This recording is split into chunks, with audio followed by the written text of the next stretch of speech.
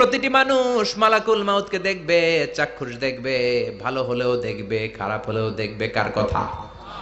ভালো মানুষ যদি হয়, আল্লাহওয়ালা যদি হয়, ইসলাম প্রিয় যদি হয়, ডানপন্থী যদি হয়, মৃত্যুর সময় মালাকুল মাউত আলা সূরাতি শাবিন আলা আহসানি সূরা, একজন যুবকের আকৃতিতে চমৎকার ধবধবে সাদা একটা জুব্বা পরে, জান্নাত থেকে জান্নাতি কাফন নিয়ে, হানুত মিন হানুতিল জান্নাত, জান্নাতের সুগন্ধি নিয়ে মুমূর্ষ রোগীর মাথার সামনে এসে বসে যায় আর দেহটার ইঙ্গিত করে বলে, ইয়া আইয়াতুহান নাফসুত তাইয়্যিবা, ও পবিত্র আত্মা। আরেক বর্ণনায় এসেছে ইয়া আইয়াতুহান নাফসুল মুতমাইন্নাহ, ও প্রশান্ত আত্মা, উখরুজি ইলা মাগফিরাতিম মিনাল্লাহ, আল্লাহর ক্ষমার দিকে বের হয়ে আসো। উখরুজি ইলা মাগফিরাতিম মিনাল্লাহি ওয়া রিদওয়ান, আল্লাহর ক্ষমার সন্তুষ্টির দিকে রুহটা বের হয়ে আসো। স্মুথলি বলার সাথে সাথে মুমিনের দেহ থেকে রুহটা বের হয়ে আজরাইলের হাতে চলে যায়। স্মুথলি বলার সাথে সাথে স্বাচ্ছন্দ্যে আনন্দে মুমিনের দেহ থেকে রুহটা সা করে বের হয়ে মালাকুল মাউতের হাতে এসে পড়ে। পড়েন সুবহানাল্লাহ। আল্লাহ এমন মৃত্যু তুমি আমাদের নসিবে রেখে দিও, চিৎকার করে পড়েন আমিন। আর যারা ইসলাম মানে নাই, আর যারা কোরআন মানে নাই, আর যারা দিন কায়েমের আন্দোলন করে নাই, দিনকে ভালোবাসে নাই, বাম আর রামপন্থী ছিল, নাস্তিক ছিল, ইসলাম বিরোধী ছিল, তাদের কাছেও মালাকুল মাউত আসে কি আসে না? চিল্লায় বলেন আসে কি আসে না? তাদের কাছেও আসে, কিন্তু আলা সূরাতি আকবাহি রাজুল, একজনের চেহারা যত ভয়ঙ্কর হতে পারে, যত নিকৃষ্ট হতে পারে, এরকম ভয়ঙ্করতম নিকৃষ্ট দুর্গন্ধওয়ালা একটা চেহারা নিয়ে আসে। রিজলাহু ফিল আরদ, পা থাকে জমিনে, রাসুহু ফিস সামা, হাদিসের বর্ণনা, পা দুইটা জমিনে, মাথা আকাশে। এসে ধমক দিয়ে জালিমের মাথার সামনে এসে বলে, ইয়া আইয়াতুহান নাফসুল খাবিসা, হে পাপাত্তা, হে অপবিত্র আত্মা, উখরুজি ইলা সাখাতিল্লাহি ওয়া গাদাবিহি, আল্লাহর রাগের দিকে, আল্লাহর অসন্তুষ্টির দিকে বের হয়ে আয়। মালাকুল মাউতের এই অর্ডার পাওয়ার সাথে সাথে রুহটা কিন্তু বের হয় না। মুমিনের রুহকে ডাক দিলে যেমনি স্মুথলি বেরোয়, কাফিরের রুহ এভাবে বেরোয় নাকি? কথা বলেন। রুহটা ডানে যায়, ফাতাতাফাররাক, একবার রুহটা ডানে যায়, আবার রুহটা বাঁয়ে যায়, আবার সামনে যায়, পায়ে যায়, হাতের মধ্যে ঢুকে ডানে বাঁয়ে যায়। মালাকুল মাউত আবার ধমক দিয়ে বলে, ইয়া আইয়াতুহান নাফসুল খাবিসা, পাপাত্তা, বের হয়ে আয়। রুহটা আবার ডানে যায়, বাঁয়ে যায়, সামনে যায়, পেছনে যায়। এবার ঘপাস করে মালাকুল মাউত রুহকে ধরে টান মারে। সারা দেহটা থেকে প্রাণ রস সিক্ত করতে করতে দেহ থেকে রুহটাকে টেনে হিচড়ে বের করে আনে। আর মুমূর্ষ রোগীটা চিৎকার মারতে থাকে, পড়েন না আউযুবিল্লাহ। একটা জীবন্ত ছাগলের চামড়াগুলো জবাই না দিয়ে কেউ যদি টেনে টেনে বের করে, ছাগল জবাই হয় নাই কিন্তু চামড়া এক পাশ থেকে টেনে টেনে টেনে হিচড়ে আপনি গা থেকে বের করলে যত কষ্ট হয়, এর চেয়েও বেশি কষ্ট দিয়ে মালাকুল মাউত বামপন্থী আর কাফেরদের রুহটা দেহ থেকে বের করে আনে। পড়েন না আউযুবিল্লাহ। আমাদের রুহটা যেন আল্লাহ, মুমিনদের রুহ আপনি যেভাবে কবজ করান, ওইভাবে যেন আমাদের রুহটা বের হয়ে আসে। আরো জোরে পড়েন আমিন। এজন্য আল্লাহ বললেন, বাল তুসিরুনাল হায়াতাদ দুনিয়া ওয়াল আখিরাতু খায়রুন ওয়া আবকা, পাগলের মতো মোহাচ্ছন্ন হয়ে এই দুনিয়াটার পেছনে ছুটে বেড়াও, এই দুনিয়া আসল নয়, আখিরাত হলো আসল। চিল্লায় বলেন ঠিক কিনা? অস্থির, আমরা ব্যস্ত দুনিয়ার লোভে আর মোহে পড়ে, আমাদেরকে যে মরতে হবে, চলে যে যেতে হবে, এটা ভাবার সময় আমাদের নাই। চিল্লাই কোন ঠিক কিনা? এজন্য বলা হয় মুতু ক্বাবলান তামুতু, মরার আগে একবার মরো। হাসিবু ক্বাবলান তুহাসাবু আলাইক, তোমার হিসাব কিয়ামতের দিন করার আগে তুমি তোমার হিসাব করো। জীবনে কি কি পাপ করেছি আমি জানি, আমার চেয়ে ভালো কেউ জানে না। চিল্লায় বলেন ঠিক কিনা? কি কি অন্যায় করেছি আমার হৃদয়ের মধ্যে কথাগুলো আছে না নাই? পৃথিবীর কেউ না জানলেও আমি জানি কি জানি না? পৃথিবী না জানুক আমি তো জানি, আমি কি পাপ করেছি হায়।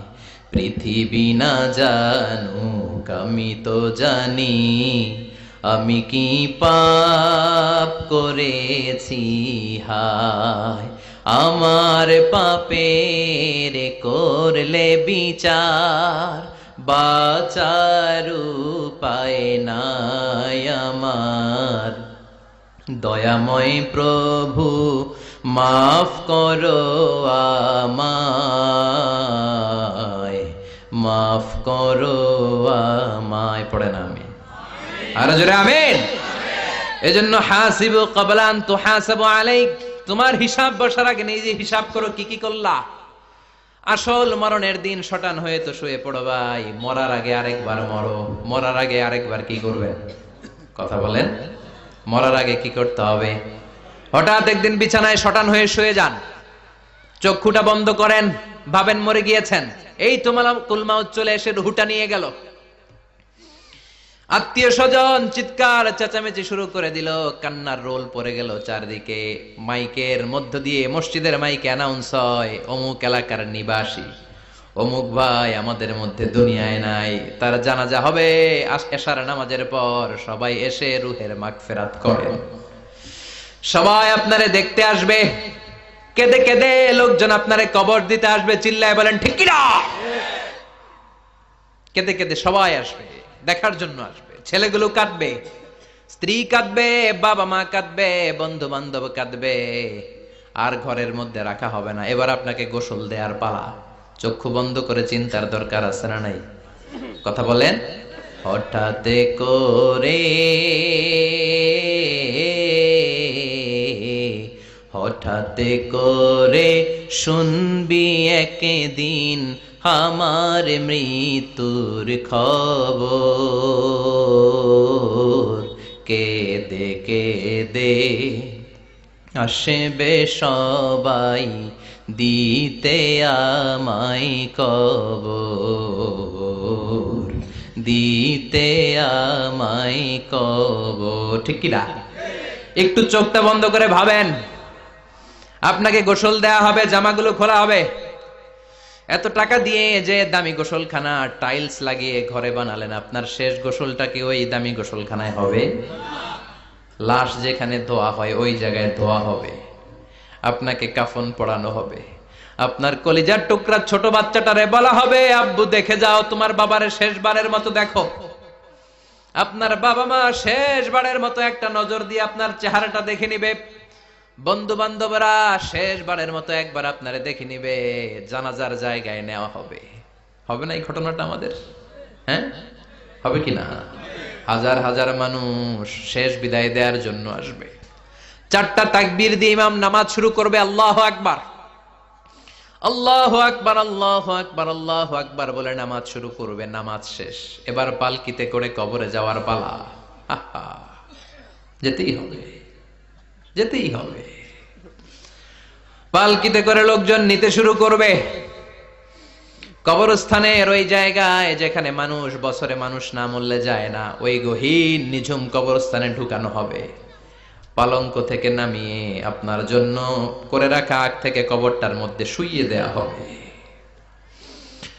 উপরে বাঁশ দিয়ে ছাউনি, শেষবারের মতো সবাই দেখে বাঁশের ছাউনির উপরে মাটি চাপা দিবে। ঠিক কিনা? চলে যাবে সবাই, কেউ নাই, অন্ধকার,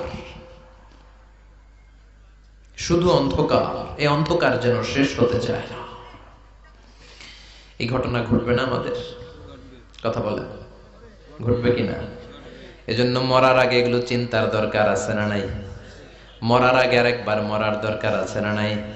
এজন্য রব্বুল আলামিন বলেন, বাল তুসিরুনাল হায়াতাদ দুনিয়া ওয়াল আখিরাতু খায়রুন ওয়া আবকা।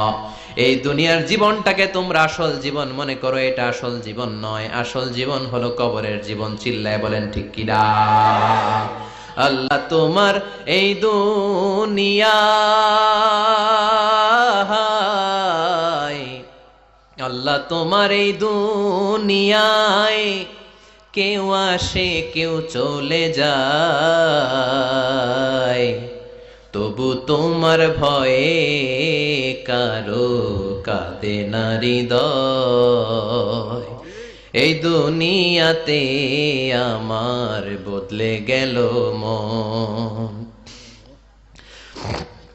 চারিদিকে দেখি শুধু সুখেরই স্বপন, ভাবলো না মন আল্লাহ ছাড়া,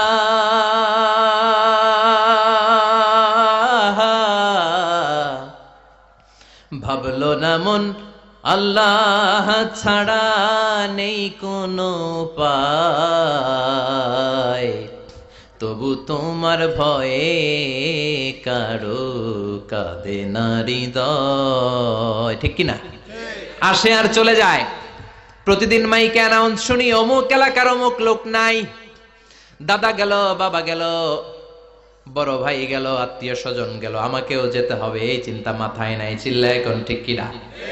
এজন্য লাইফটা হলো one time, one chance, second কোনো চান্স আপনাকে দেয়া হবে নাকি? কাফেররা বলবে ইয়া রাব্বি আরেকটা সুযোগ দেন, লাউ আন্না লানা কাররা ইয়ানি মাররা, আল্লাহ আরেকটা সুযোগ যদি পেতাম দুনিয়াতে ভালো করে আসতাম। আল্লাহ বলবেন ইন্নাহা কালিমাতুন কাইলুহা, এটা শুধু তাদের মুখের কথা, তাদেরকে আবার সুযোগ দিলেও তারা কিচ্ছু করবে না। চিল্লা এখন ঠিক কিনা? এজন্য একটা চান্স আমরা পেয়েছি, এই দুনিয়ার ওয়ান চান্সে আমরা ভয় পাবো একজনকে। চিল্লায় বলেন তিনি কে? আল্লাহ। এজন্য যেতে আমাদেরকে হবে, এই মরণ থেকে পালানোর কোনো সুযোগ কেউ পালাতে পারে নাই। এই মরণ হলো আখিরাতের প্রবেশদ্বার। মরণ নামক পালকিতে চড়ে আমরা কবরের ভেতরে ঢুকি। মরণ হলো প্রথম পর্ব, কবর হলো দ্বিতীয় পর্ব। যেরকম ঠিক কিনা? এজন্য বিশ্বনবী বললেন আল কবর রাউদাতুম মিন রিয়াদিল জান্নাহ আও হুফরাতুম মিন হুফারিন নার। কবর হলো কারো জন্য জান্নাতের বাগান, কারো জন্য জাহান্নামের গর্ত। আমরা বলি আল্লাহ আমাদের কবরটারে জান্নাতের বাগান বানাও। আর জোরে পড়েন আমিন। আবার বিশ্বনবী বললেন ইন্নাল কবরা আউয়াল মানজিল মিন মানাজিলিল আখিরাহ। কবর হলো আখিরাতের মানজিলগুলোর প্রথম মানজিল। আখিরাতে একটার পরে একটা অনেকগুলো স্টেশন আপনাকে পার হতে হবে। প্রথম স্টেশনটার নাম হলো কবর। প্রথম স্টেশনের নাম কি?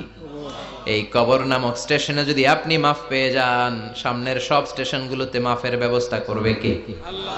আর কবর নামক স্টেশনে যদি ধরা খেয়ে যান, আপনার মায়ের আছে না নাই?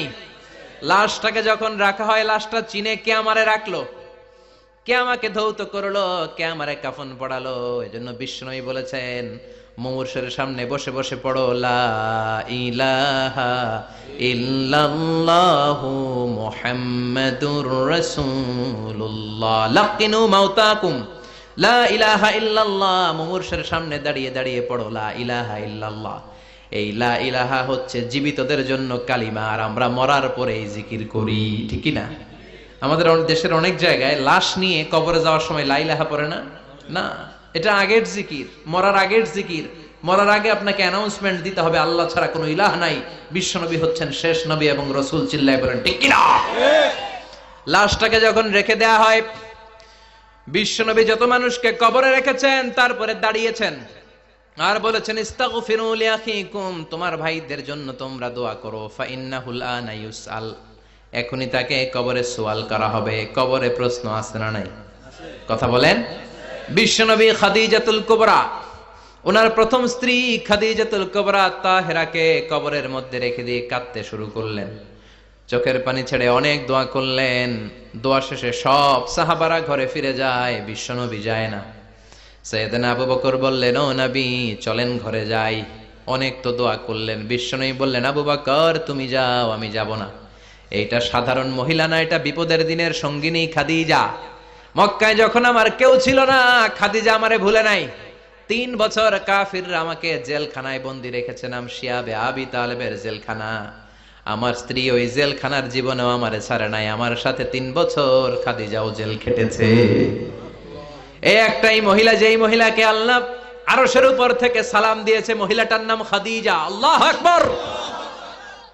আমার সব সন্তান আল্লাহ খাদিজার পেট থেকে দিয়েছে। ফাতেমাতুজ জোহরা খাদিজার মেয়ে, জাইনাব খাদিজার মেয়ে, উম্মে কুলসুম খাদিজার মেয়ে, রুকাইয়া খাদিজার মেয়ে, আবুল কাসেম বিশ্বনবীর ছেলে খাদিজার ছেলে, আব্দুল্লাহ যাকে তাইয়্যিব এবং তাহের নামে আমরা চিনি, সেও খাদিজার ছেলে। সুবহানাল্লাহ। ও আবু বকর, আমার এই কলিজার টুকরা প্রিয়তমা খাদিজারে রেখে দিয়ে কেমনে বাসায় যায়? তুমি যাও। আমি দাঁড়িয়ে থাকবো।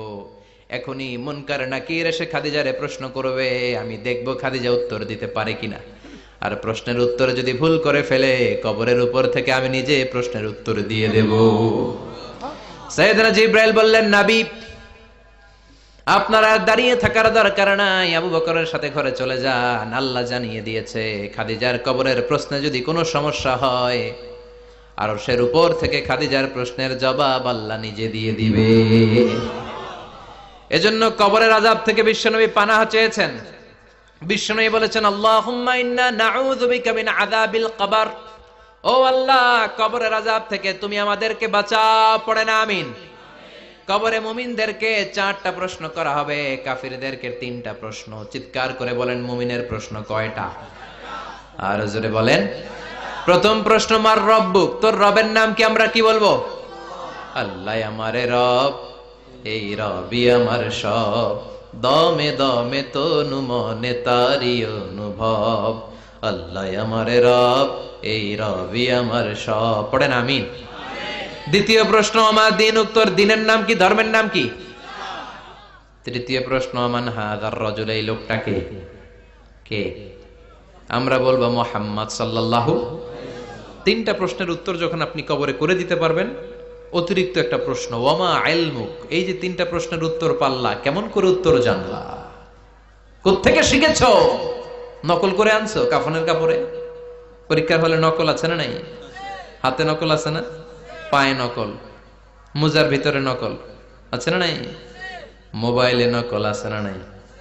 নকল থেকে আল্লাহ তুমি বাঁচাও। আরো আস্তে কোন আমিন।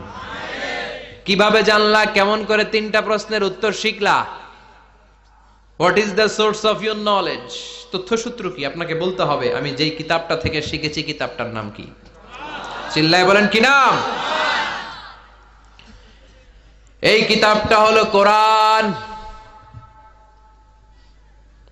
আপনাকে বলতে হবে, কোরআন থেকে আমি শিখেছি, বিশ্বনবীর হাদিস থেকে আমি শিখেছি। 4টা প্রশ্নের উত্তর যখন পারবেন, ফেরেশতারা বলবে, আহলান সাহলান, খুশ আমদেদ, কংগ্রাচুলেশন, বাহ বাহ, তুমি তো চমৎকার পেরেছো। ফায়ুফসাহু লাহু কবরুহু 70 যিরাআন, মুমিন বান্দার কবরটা 70 হাত লম্বা করে দেয়া হবে। ইফতাহু লাহু বাবুন ইলাল জান্নাহ, জান্নাতের দিকে তার কবর